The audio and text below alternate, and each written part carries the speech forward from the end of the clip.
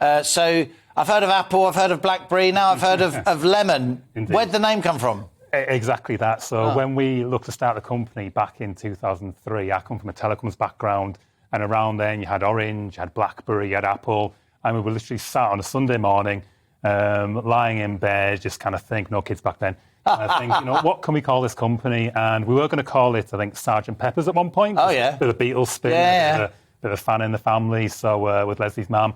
But then Lemon popped into our mind. I thought, we've got these different fruits which are doing all right for themselves, so there might be room for one more. It's sharp, it's zingy, and it's good. Zesty. In a gin and tonic.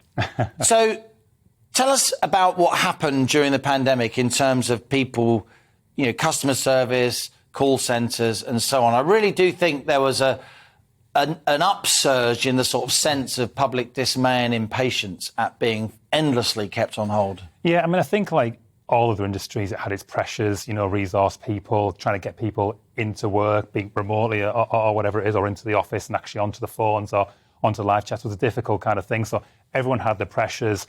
Technology is there to assist, and it does, but it was a challenge, it really was, and everyone kind of did the best at that time. But we're coming out of that period now. I think everyone accepts it, and certainly from our business, we're seeing from January, certainly this year, we're not having the impact that COVID had with isolation, etc.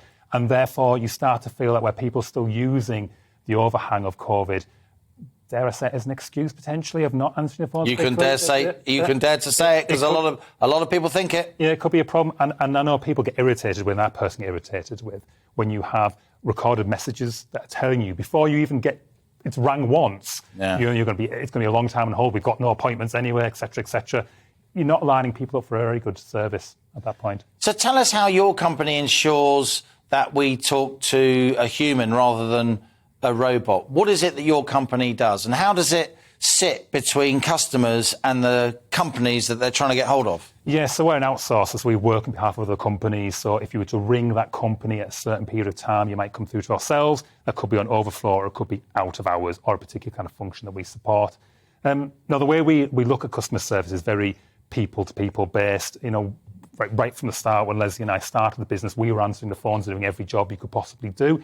And we did it on a mobile phone with a fax machine and a pen and paper. So it was very, very human orientated. Obviously, time's gone by and technology's really sort of got into it now. But I'm very focused on technology being blended with people. Technology is fantastic. We know that. Last 2 or 3 decades, it's exploded, and it can be used really well in a customer service environment.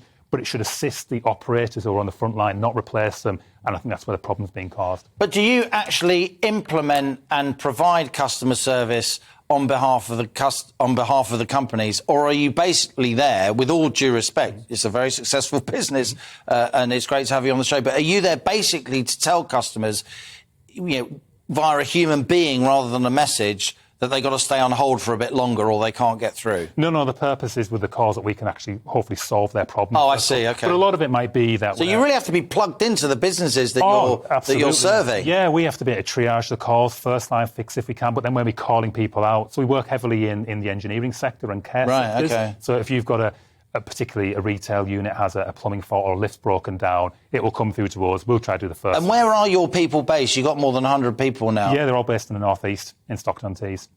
Yep. Good part of the country. Yeah. People like the northeast accent. Yeah, well, that's it, isn't it? I mean, it's a driver. People. Rachel Sweeney will love me for that. Our northeast correspondent. Rachel. No, she's great. Yeah, no, people do, and it's a brilliant driver for us. So briefly, Martin, what's the vision? How far could this go? You've obviously grown since 2003. Before you had kids, you've got family now. Yeah. You're still running the business with your wife. I'd ask you about that, but we haven't got enough time. Yeah.